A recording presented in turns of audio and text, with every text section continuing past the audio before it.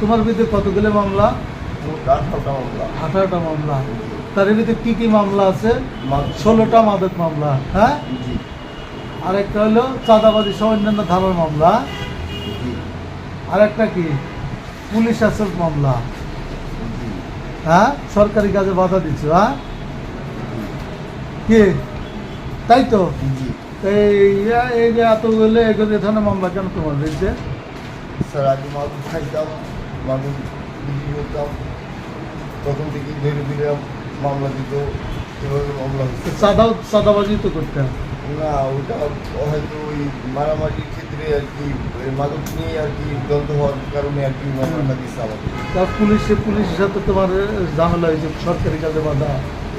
এটা ওই পুলিশ ধরতে গেছিল, পুলিশকে মারধর করছিল। ছেলেপেলেদেরকে কাইটে গেছে গা, কিন্তু আমি তাদেরকে এটা সহযোগিতা করছি। তারপর আমার এই করছে পড়ে গিয়ে সিলে গেছে, পরে আমাকে আর কি মামলাটা দিয়ে দিচ্ছে যে তোর জন্য আসামি ধরতে পারি না, এই জন্য আর কি। তাহলে তুমি কি ভালো?